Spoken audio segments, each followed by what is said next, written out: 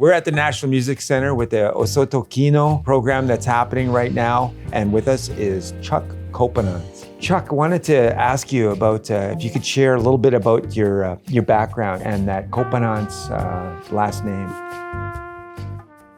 I'm originally from Kenora, Ontario. So I'm in the Treaty 3 area. After grade 7, where I finally chose a trumpet, it was based on case size and carrying it home.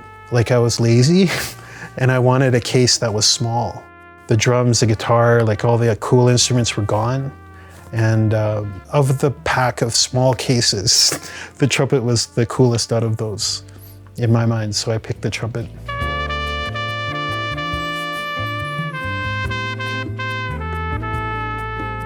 I brought it home and I could play it. And then I learned the book within the next few days of the grade 7 material. Like the 3 buttons really appealed to me. It just seemed really easy. And then I started taking private lessons shortly after that in grade 7. Everyone agreed that I should be doing more. There was a talent there. So I started taking lessons and that guy was like, you need to listen to jazz music.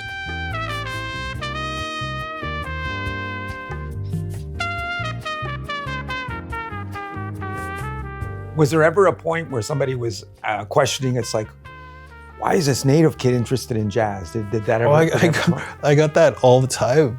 Like, I remember the first solo I played in front of people was in grade 7. So a lot of the elderly people from the town and adults came because all their kids are part of this festival. I played this solo called Aria, but it got this big standing ovation. Like everybody was just like, woo, and it was like, I had this big lineup of senior citizens after, all wanting to shake my hand. But a lot of them said like I was good for an Indian. For an Indian, this is so good.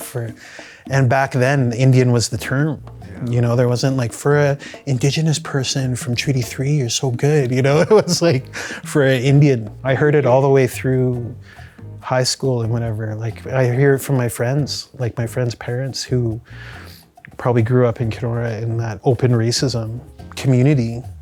It was just like, whatever, you know, it wasn't a big deal. But if someone walked up to me nowadays and said, you're pretty good for an Indian, I wouldn't stand for that. Something would happen.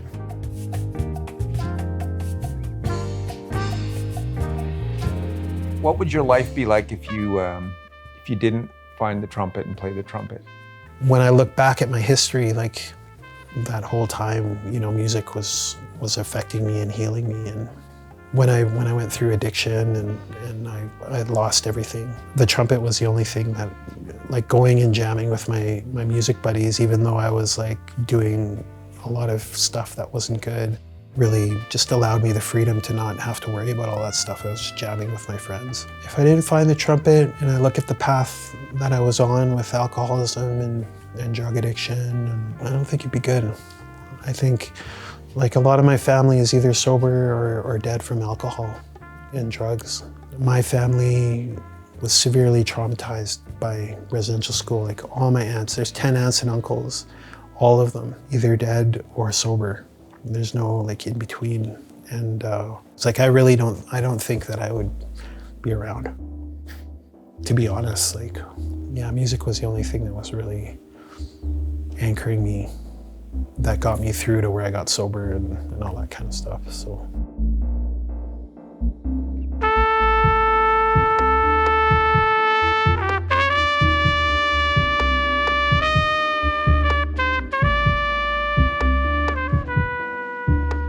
I just played in this Indigenous jazz band. And it was the first time I'd ever been with other Indigenous jazz guys. Like it was a whole band.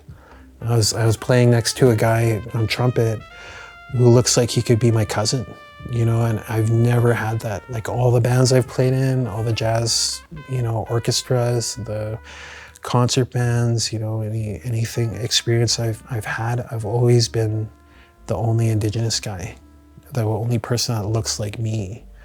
But this band had a whole bunch of those guys from all over North America. And I was just like, yeah, we're all here. It's just we're all spread out.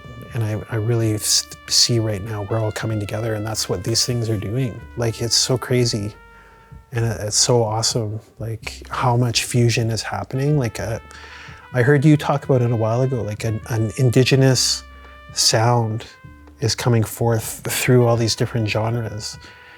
And it's not really defined yet what that is, but it's getting there. Like I'm starting to hear like how indigenous thinking, that difference in thinking is coming through the music for a lot of people.